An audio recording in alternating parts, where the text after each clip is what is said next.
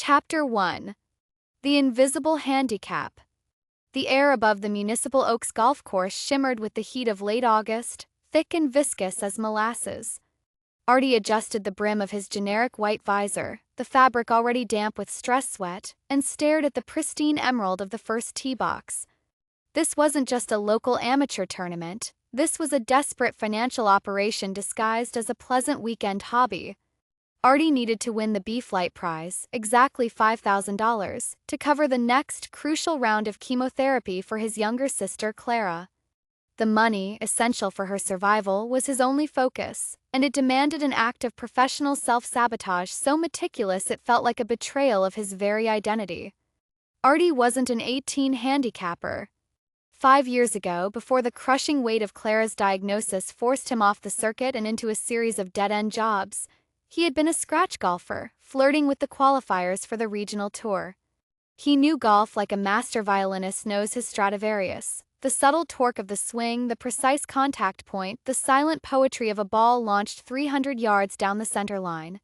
His current official handicap of 18 was a carefully constructed fiction, a statistical alibi built over 6 months of meticulously managed rounds where every perfect shot was balanced by 2 manufactured disasters.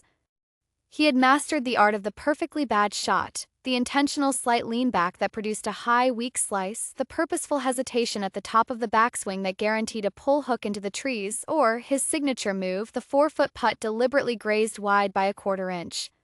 These errors were just believable enough to look like frustration, not malice. Today, the charade had to be flawless. $5,000 was a debt owed to a sister's future, and he was ready to pay the price in shame. Artie teed up, gripping the driver with a slight unnatural tension in his forearms, the tiny imperceptible difference that would turn a laser-straight 290-yard drive into a playable yet mediocre 240-yard fade into the right rough. "This is for Clara," he chanted internally. "Every stroke is a payment." He swung. Contact was solid, but that subtle tension sent the ball soaring high and softly, landing exactly where it was supposed to. Playable miss. The lie had begun. Artie lowered his driver, the familiar scent of cut grass and expensive leather momentarily comforting, until his eyes caught a subtle movement near the sprawling oak by the clubhouse perimeter, well outside the ropes. A man in a crisp, dark blazer, far too formal for a local tournament, stood alone, partially obscured by the tree's shadow. He wasn't holding a scorecard or a club. He was holding a pair of powerful professional binoculars. They were pointed directly at Artie. The magnification was so intense, Artie could almost feel the cold glass staring back. Paranoia, already Artie's unwanted caddy, spiked instantly. Was this just a serious spectator? Or was this the moment his delicate sandbagging operation, his invisible handicap, was finally under official investigation? He knew that sandbagging was common, but his success in the lead-up tournaments had been too successful, too consistent. He felt a profound chill despite the heat, realizing that the biggest hazard on the course wasn't the water or the sand. It was the human eye watching, waiting, and documenting. He quickly gathered his bag and tried to look as frustrated and slightly incompetent as possible, trudging toward his ball with the weight of that distant, unseen gaze heavy on his shoulders. The $5,000 prize felt 1,000 miles away, guarded by a solitary man with professional-grade optics. The game had just become deadly serious. Chapter 2. The Precision of Mediocrity and the Spying Eye. Artie's mental focus over the next few holes was less about beating the course and more about choreographing a series of controlled disasters. He needed to avoid bogeys on easy holes while racking up doubles on challenging ones, ensuring his day 1 score landed squarely in the acceptable 90 to 92 range, the statistical sweet spot of a high handicapper having an average day. This psychological tightrope walk was exhausting. On the par 5 fifth hole, Artie deliberately hit a punch-out from a perfect lie in the fairway, sacrificing a precious 80 yards just to make the eventual approach shot harder. He grunted with feigned disappointment, knowing the sound would carry. Patience, Clara, patience. It was on the 7th hole, a long, exposed par 4, that the first interruption came. A white golf cart, laden with ice and the promise of cold relief, pulled up precisely as Artie was lining up a tricky recovery shot from the thick Bermuda rough. The driver was a young woman named Chloe, the club's seasonal cart girl. She was all wide smiles, effortless charm, and unsettlingly direct questions. "Rough day, Artie?" Chloe leaned over the railing, her genuine sympathy undercut by the clinical way her eyes scanned his bag and his stance. "I saw you talking to Mr. Harrison's group this morning. You look a little tight. Did you miss your usual warm-up routine? You usually hit the range right at 6:30, right?" Artie froze, the 8-iron held midair. His stomach tightened. His morning routine, the meticulously calculated pre-dawn range sessions he used to hone his bad shots, was private. How did she know the exact time? "Just a little tense," Artie managed, forcing a strained laugh. "Bad coffee. And a 3-putt on 2 didn't help." Chloe smiled, handing him a Gatorade. "You'll shake it off. You need to relax. That's what Mr. Marcus said too." She paused, seemingly innocent. "He was asking about all the B flight leaders. He's doing an article on the spirit of amateur competition. Says the real stories are in the struggle." Artie's mind raced, confirming his suspicion. Marcus wasn't a journalist. He was an investigator, and Chloe was his spy. Her questions were fishing for confirmation of his routine, looking for evidence of the real golfer underneath the manufactured lie. After Artie hit the worst shot of the day, a high ballooning slice that he had to fight his own instincts to produce, Chloe gave him a cheerful wave and drove away. Artie watched her go, and sure enough, as she navigated a service path near the 9th green, she momentarily stopped her cart. She pulled out her phone, ostensibly to check an order, but Artie saw it clearly through a gap in the trees. She lifted her head slightly, making direct eye contact with Marcus, who had relocated to the top of the maintenance shed. She gave a quick, almost imperceptible nod, a confirmation that the subject was stressed, that the cover story held. Paranoia solidified into a certainty. Artie wasn't just playing against the course. He was playing against a team, one observing from a distance and one operating up close, gathering data points on his every flaw and habit. Prize money suddenly felt less like a lifeline and more like bait in a perfectly executed trap. He felt a burning contempt for Chloe. The betrayal disguised as flirtation was a deeper cut than Harrison's open arrogance. Subscribe with us now and stay connected as we journey through every chapter together. Now back to our story. Chapter 3. The Ghost of the Tour. The following afternoon, Artie knew he had to bait the trap himself to reinforce his lie. Marcus had followed him relentlessly during day 1, and Artie's total score of 91 was perfectly suspicious, just good enough to stay in the running, just bad enough to justify the 18 handicap. But he needed a public failure to cement the story of the yips. Artie decided on a highly visible practice session at the club's main driving range, timed perfectly for the afternoon rush. He set up on a far corner mat, conspicuously away from the other members, and began hitting what he called his C-game shots: fat contacts, thin scrapes, and low-line drives. He performed the whole act with maximum frustration, swearing under his breath and slamming his club into the turf with manufactured rage. Give them the show they want. He knew Marcus would be watching from the clubhouse balcony, where the best surveillance vantage point was. For 20 minutes, he executed mediocrity with clinical perfection. Then, the psychological strain of hitting bad shots began to break him. His body, trained over decades for efficiency and power, began to rebel against the constant tension and deliberate misalignment. He was preparing to hit another ugly hook when, momentarily forgetting the cameras, he let the club relax in his hands. He took one deep breath and, without thinking, executed a swing so pure, so mechanically perfect, that it felt like he was floating. Crack of the driver was a whip snap, totally distinct from the dull thuds he'd been making. The ball launched into the clear afternoon sky, tracing a powerful, majestic arc that faded slightly at its apex before dropping dead center onto the 300-yard marker. It was a tour-level shot, a ghost of the golfer he used to be. The few golfers near him stopped their own practice to watch the ball land. A silent, immediate awe settled over the range. Artie felt a jolt of pride and terror, the sublime rush of his true talent returning, quickly followed by the sickening realization of what he had just done. He didn't need to look up. He felt the lens focusing on him. He quickly grabbed another ball and, sweating profusely, reverted to his C game, hitting 5 consecutive weak slice drives. But the moment was recorded. He knew it. He packed his bag with a desperate, hurried anxiety. Later that evening, he received a coded message on his phone, an anonymous single photo attachment showing a freeze frame of the perfect shot, circled in red with one simple caption, 90. Marcus had not only witnessed the shot, he had captured the undeniable proof that Artie was capable of scratch golf. The photograph was a silent, visual threat, proving Artie's performance was not an 18 handicap struggle but a deliberate act of deception. The shame of his sandbagging was now compounded by the shame of having his true talent used as evidence against him.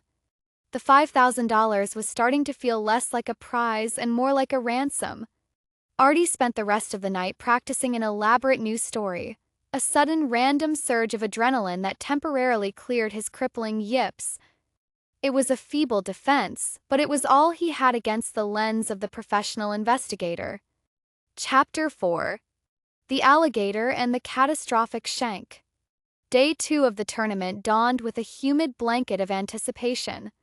Artie was one stroke off the B-flight lead, making his need for a high score even more critical. He had to fall back just enough to maintain the fiction of his handicap. He needed a controlled triple bogey. The target was the par 3 11th hole, known for its treacherous water hazards surrounding the green. Artie planned his deliberate shank, a slight pull of the club across the face designed to send the ball skimming low and hooking sharply into the deepest part of the bunker, forcing a penalty drop and a high score. Marcus, now wearing a club visor and sunglasses to blend in, was stationed conspicuously near the spectator area. His presence was a physical weight on Artie's shoulders.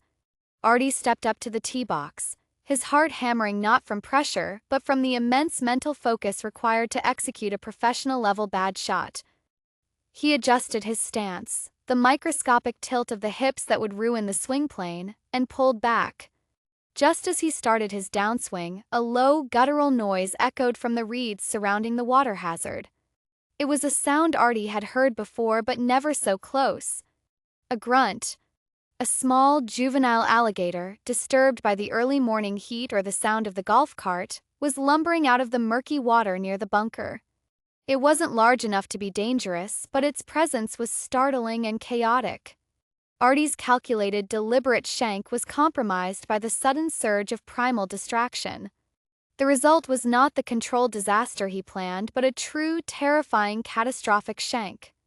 Instead of hooking into the bunker, the ball flew directly sideways off the club's hosel, rocketing toward the water's edge. It hit a rock, ricocheted off a newly placed sprinkler head with a frantic thwack, and then miraculously bounced back onto the course, but in the deepest, thickest, unplayable gorse bush, far worse than any bunker. Artie was genuinely rattled. Chaos had ruined his calculated mediocrity. He was forced to declare the ball unplayable, take the drop, and then hack his way out of the bush. He ended up with a genuine 8 on the par 3, a catastrophic 6 over par score for one hole. The score was so bad it actually strained the credibility of his 18 handicap. An 18 handicapper is inconsistent, but even they rarely melt down that completely unless they're truly incompetent. Marcus, seizing the moment, rushed toward the gorse bush, ostensibly to help look for the ball, but in reality to observe Artie's panic up close. "Tough luck, Artie," Marcus said, his voice flat. "Looks like the pressure got to you." A true shank. Uncharacteristic, even for a high handicapper. Artie knew the lie was weakening. He had gone too far. The alligator, the unpredictable element of nature, had ironically confirmed his fraudulent handicap, but in a way that left him deeply exposed. The score was now so high that if he performed well in the final round, the discrepancy would be impossible to defend. The chaotic intrusion of the animal had cemented his fraud, but at the cost of his control. Artie knew with cold dread that Marcus would be using that genuine, uncontrollable panic as proof of the high-stakes pressure Artie was under. Let's stay connected. Subscribe and join me on this journey every step of the way. Chapter 5. The Eye of the Partner and the Victim. The disastrous 8 on the 11th hole hung over Artie like a dark cloud, but it did its job. His score plummeted, putting him exactly where he needed to be going into the final day. However, the chaos of the shank and the alligator had rattled him, and his partner, Doug, a jovial, genuinely mediocre golfer who adored the game, was starting to notice. Doug was the kind of man who measured his life in mulligans and cold beers.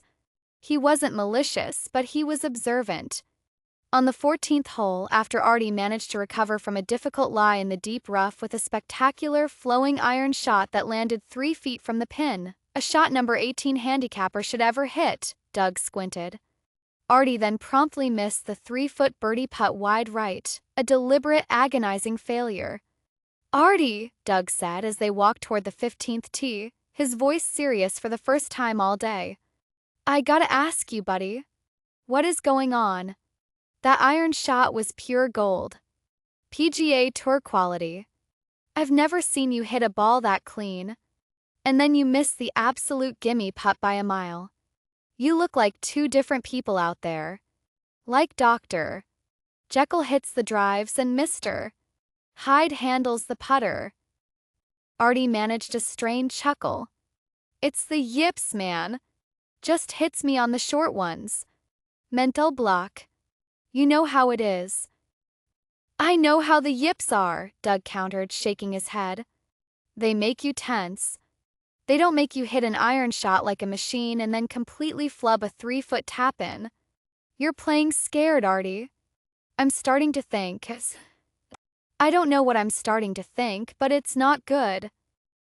Doug's voice carried the deep sting of betrayal, the realization that the camaraderie of their friendly competition was built on a lie. It was then they reached the 15th green, which was bordered by the walking path that circled the entire club property. There, sitting on a sun-drenched bench, was Mrs. Gable, the club's unofficial, self-appointed patron saint. She was a tiny, frail woman in her late 70s, famous for her impeccable manners and her complete devotion to her constant companion, a scruffy terrier mix named Rusty. Rusty, a perpetually anxious but loving creature, sat tethered to the bench, barking softly at a distant squirrel.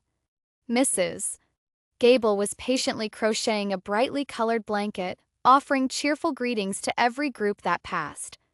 As Artie approached, he saw the anguish in Mrs. Gable's kind, wrinkled face. She wasn't just observing the game, she looked lost. "Oh, Artie dear," she said, her voice thin and wavering. "That man, Mr. Harrison. He was here earlier with one of those grim-looking compliance officers. They said Rusty's barking violates some obscure noise ordinance rule. They issued me a $700 fine." Her eyes welled up. "I can't afford that, Artie. It's more than my Social Security check for the month. They said if I can't pay it, they'll seize my club membership and my home equity line. All for a bark." The revelation was a punch to Artie's gut.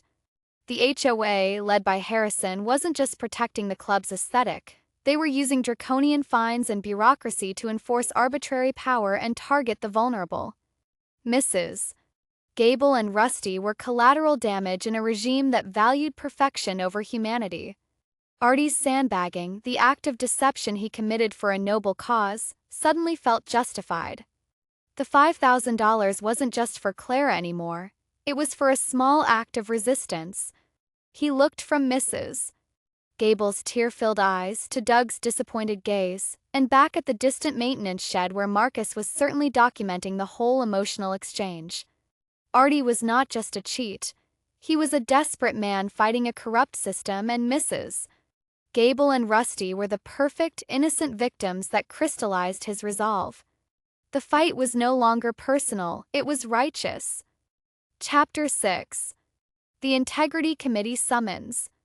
The inevitable summons arrived in Artie's mailbox the following Monday morning, a stiff, cream-colored envelope bearing the cold, raised seal of the Municipal Oaks Integrity Committee. It wasn't a friendly request. It was a legal subpoena demanding his presence at the clubhouse on Wednesday evening. The charge was explicitly listed: violation of Rule 14-3, intentional misrepresentation of skill for financial gain, sandbagging, based on formal protest by 2 members and video evidence. Committee room was located in the oldest, least used wing of the clubhouse, a low-ceilinged space lined with dusty trophies and portraits of stern, long-dead club presidents. The atmosphere was oppressive, thick with the scent of aged mahogany and judgment. The head of the table sat Judge Caldwell, a retired, stone-faced circuit judge whose reputation for judicial severity was legendary. Flanking him were 2 other members, a humorless corporate lawyer and a woman who was the head of the local ladies' garden club, a terrifying combination of legal precision and social malice. Judge Caldwell did not mince words. "Mr.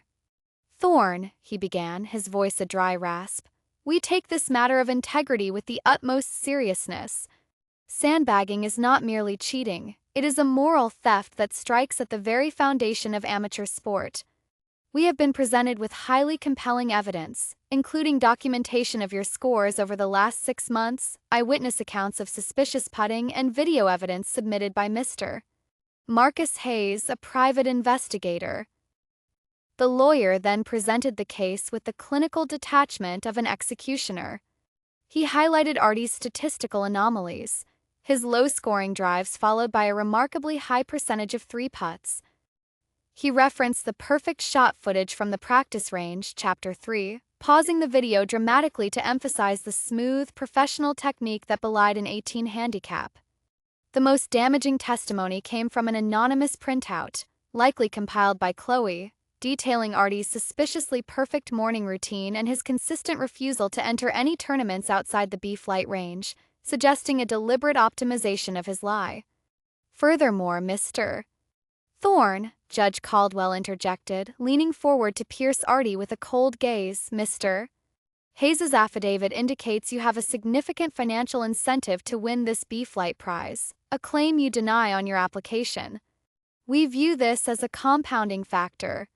Should we find against you, the penalty will include the forfeiture of the prize money, permanent revocation of your club privileges, and a possible recommendation for criminal fraud charges to the state board, given the size of the prize fund."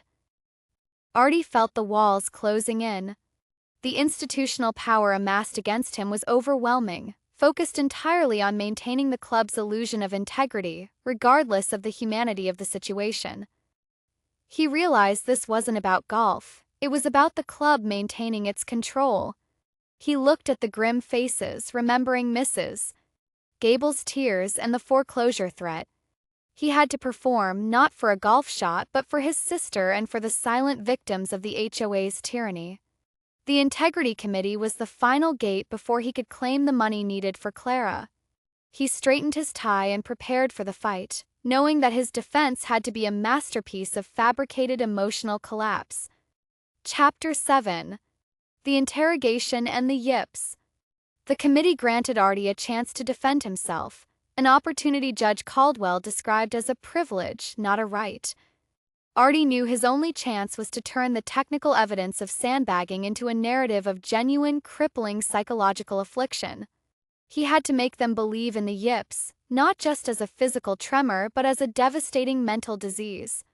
Artie started slowly, his voice tight with feigned emotion. He didn't deny the anomalies. "Judge, members of the committee," he began, letting his eyes fall to his hands, which he made tremble slightly. "The video evidence is accurate. I hit that drive perfectly. But that drive is irrelevant compared to the illness that followed." He then launched into his practice story, weaving in the truth of his past with the invented tragedy of his present. 5 years ago, I was on the brink of the tour. I lived for the feeling of the clean strike. But when my sister Clara was diagnosed, the pressure became unbearable. I quit the tour, but the internal pressure stayed. Every time I line up a money putt or a crucial short shot, the fear of failure isn't about the ball, it's about her. The fear paralyzes me. Manifests as severe motor tics and involuntary muscle spasms, the yips. It only happens when the stakes are high, like in this tournament. He recounted the 3 putts, describing the agony of watching the ball slide wide as if his body were acting against his will. He even brought up the catastrophic shank on the 11th, Chapter 4, describing the panic not as the result of the alligator, but as the sudden overwhelming onset of the yips that ruined his stance. My good shots, Artie argued, raising his voice slightly, are brief moments when the panic clears. My bad shots, my triple bogeys and missed putts, those are the real reflection of my current broken state. I am not sandbagging for gain. I am struggling for control over a debilitating psychological and motor condition. Committee was divided. Corporate lawyer pressed him on the definition of fraud, asking technical questions about intent. If you know you have this debilitating condition, why do you enter competitive tournaments for prize money? Because, sir, Artie countered, his voice cracking with rehearsed desperation, I love the game. And I enter the B flight because I genuinely believe I belong there, given the net result of my affliction. I am competing against my yips, not the other golfers. Judge Caldwell remained unmoved. He saw through the performance but couldn't dismiss the medical explanation entirely. Mr. Thorne, the judge said, his voice slow and deliberate. The committee acknowledges the possibility of a psychological affliction. However, we have strong reason to believe that the primary motivation here is financial desperation. We will allow you to complete the final round tomorrow. But understand this, if you win, the prize money will be held in escrow pending our final definitive review. We want one more look at your game. One more round of evidence. Artie had survived, but only barely. The win was still possible, but the money was frozen. The committee had essentially given him a rope to hang himself. Win the final round perfectly, and they would have the undeniable evidence to disqualify him. Leave any flaw, and they risk letting him walk away. The final round would not just be a game of golf, it would be the ultimate performance of deceit under extreme scrutiny. Chapter 8. The Deal on the 17th Fairway and the Betrayal. The final round was a suffocating experience. Artie's internal conflict was magnified by the knowledge that every stroke was being judged not just by Marcus, but by the Integrity Committee, who were reviewing the live scores with the cold scrutiny of a federal investigation. Yet Artie was performing brilliantly, or rather, executing his bad shots with stunning precision. He was leading B flight by a single stroke going into the treacherous 17th hole. The 17th was a long, secluded par 5 that dog-legged around a thick copse of oak trees, a perfect spot for a private confrontation.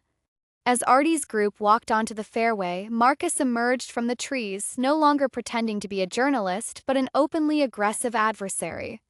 He waved Doug and the other player ahead, fixing Artie with a predatory stare. We need to talk, Artie, Marcus said, his voice low and dangerous. He pulled out his phone, displaying an image, a hospital bill. Artie's blood ran cold. It was the detailed statement for Clara's most recent chemo treatment, a bill Artie had painstakingly hidden. Clara Thorne, 22 years old. Acute lymphoblastic leukemia. Prognosis guarded. Debt exposure. $7,000 and climbing, Marcus recited. I know why you're doing this, Artie. It's not about the yips, it's about a sister. That's a beautiful story. But it's still fraud. Marcus then delivered the ultimate betrayal, the evidence gathered by his spy. Chloe the cart girl, by the way, is my niece. She reports everything. She saw you take out the paperwork after practice. She heard you on your phone talking to the hospital. She even clocked your credit card being declined at the pro shop last week. He leaned in, the stench of cologne cloying in the oppressive heat. She confirms your financial desperation. Artie felt the complete collapse of his world. Chloe, the smile and the Gatorade was a calculated tool of the enemy. Here's the deal, Marcus continued, his voice softening, attempting to sound reasonable. I have the footage of your perfect practice shot. I can destroy your case instantly. You'll be disqualified and the committee will recommend criminal charges. However, if you let me take the formal evidence to the committee, drop your claim, and we split the prize money, I'll take $2,500, you take $2,500. I guarantee I bury the practice footage and the hospital bills. You get half the money, your sister gets treatment, and you walk away clean. We call it a freelance consultant fee. The offer was ethically poisoned, a lifeline tied to a moral anchor. Artie looked at the image of the hospital bill, the sheer desperation of his situation warring with the integrity he had betrayed for the last 5 years. He thought of Clara, her thin smile and her absolute faith in him. He thought of Mrs. Gable, the victim of Harrison's tyranny. "No," Artie said, the word coming out as a strangled whisper but firm. "I'm not splitting stolen money. You expose me, Marcus. You show them everything. I'll take my chances at the podium. I won't buy my way out of this with a kickback." Marcus stared, shocked by the refusal. "You're sacrificing your sister's treatment for a moral stand?" "No," Artie countered, his voice finally gaining strength. "I'm fighting for the whole 5,000 and I'm going to win it clean.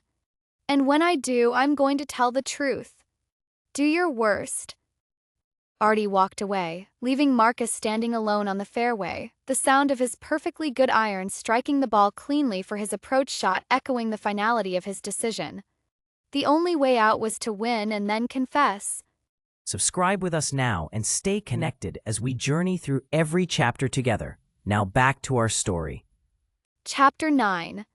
The Impossible Lie and the Loyal Dog. The 18th hole. The final decisive moment. Artie stood on the emerald green, the grand clubhouse looming behind him, surrounded by spectators eager to see the B-Flight champion crowned. The scoreboard showed he needed a maximum of a bogey on the par 4 to secure the win, but his approach shot had landed beautifully, leaving him with a 6-foot putt for an easy par. This was the pivotal moment, the impossible lie. If he sank the par putt, his final cumulative score would be too low, contradicting his self-proclaimed handicap and providing the final irrefutable evidence for the integrity committee to disqualify him based on the practice footage. He had to deliberately miss the putt but do it in a way that looked like a genuine pressure-induced collapse, not a calculated throw. Artie lined up the putt, his hands shaking slightly, but this time the tremor was real, a mix of exhaustion and moral dread. He knelt, checking the subtle break of the green. Push 2 inches wide right side. He had done this hundreds of times in practice, but never with a genuine $5,000 prize on the line. Just as he was preparing to draw the putter back, a small, sudden movement interrupted his concentration. Rusty Mrs. Gable's anxious terrier had managed to slip his leash from the bench near the green. The dog, drawn by the scent of freshly turned grass or perhaps sensing Artie's acute distress, trotted onto the immaculate green, his tail wagging hesitantly. "Mrs. Gable gasped, horrified, and called his name softly. The distraction was a lifeline, a moment of reprieve. Artie looked at Rusty, the small dog's worried, loving eyes fixing on Artie. The dog was an innocent soul, one of the many victims of the oppressive system Artie was fighting. The image of Mrs. Gable's impending financial ruin flashed in his mind. The sight of Rusty forced a profound ethical reflection. Artie realized he was about to commit a final act of deception to win the money. But the lie, the intentional betrayal of the game, felt unbearable. He had rejected Marcus's offer to cheat. Could he still cheat the game itself? Tournament official shooed Rusty away gently, and the silence returned, heavier than before. Artie stood over the ball. He had to choose. Sink the putt, win with the score, but hand the committee the undeniable statistical proof needed for immediate total disqualification and possible criminal charges. Deliberately 3-putt, fail the lie, look incompetent, and win the tournament by luck, saving his score from statistical ruin but committing the ultimate act of professional self-loathing. He took a breath. He pulled the putter back and, instead of the precise, measured stroke that would sink the ball, he allowed his body to execute the most agonizing shot of his life, a genuine flinched push that sent the ball veering 2 inches wide of the hole. It was a perfect execution of a total failure. Crowd sighed in collective disappointment. Artie tapped the next shot in for the bogey, securing the B-Flight championship by a single agonizing stroke. The victory was hollow, the silence of the crowd more condemning than any cheer. He had won the money, but he had lost a piece of himself on the 18th green. Chapter 10. The Unmasking at the Podium. The award ceremony was a blur of false smiles and strained applause. Artie stood on the wooden podium, blinking under the midday sun, the $5,000 check, a giant ceremonial slab of cardboard, clutched in his sweaty hand. The win felt empty, the taste of victory metallic and tainted. He was a champion of the B-Flight, a sandbagging cheat who had defeated his own talent to secure a financial lifeline for his sister.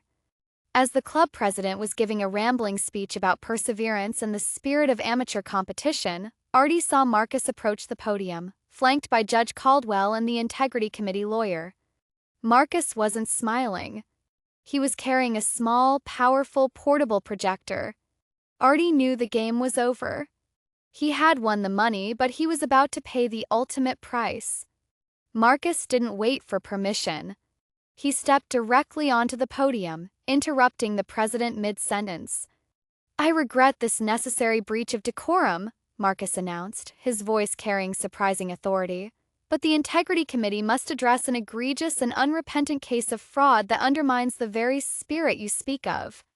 The lawyer set up a folding screen, and Marcus projected the image Artie knew so well, the secret footage from the practice range, Chapter 3. Showed in pristine slow motion the ghost of the tour, Artie's perfect, flawless swing, the driver moving with the fluid grace of a true professional, the ball tracing the path of a scratch golfer. Contrast between this shot and the deliberate misses he had played over the last 3 days was stunning and undeniable. Judge Caldwell stepped forward, his voice cold and commanding. "Mr. Thorne, this footage speaks for itself. We believe you deliberately misrepresented your skill level for financial gain. You are officially disqualified from the tournament. Prize money will be forfeited and returned to the club fund." A collective gasp went through the audience. Artie, instead of denying it or retreating into his yips defense, did something unexpected. He placed the giant check gently on the podium, straightened his back, and looked directly into Judge Caldwell's severe eyes. "You're right," Artie said, his voice quiet but clear, the microphone amplifying his confession across the silent crowd. "I did sandbag. I am a scratch golfer. And I did it for financial gain." He paused, letting the statement sink in. "But not for a new boat or a vacation home. I did it because my sister Clara is 22 years old and is fighting acute lymphoblastic leukemia. That check, that $5,000, is the exact amount needed for the next crucial round of chemotherapy that her insurance is fighting to deny." Artie then recounted the entire story. The shame of his wasted talent, the fear of losing his sister, the desperation that forced him to betray the game he loved. He finished by pointing at Mr. Harrison, the club president who had ordered his investigation. "And I would do it again, Judge. 'Cause you, Mr. Harrison, and your compliance officers are using this club's authority to levy arbitrary fines against decent people like Mrs. Gable, a $700 fine for her dog's soft bark, while protecting the real fraud, the corruption and moral vacuum of this club's governance." Crowd erupted. Half were shocked by the betrayal, the other half were moved by the desperate truth. Artie was disqualified, but the truth, finally out in the open, was a purification. He walked away from the podium, leaving the check behind but carrying a weight lifted from his soul.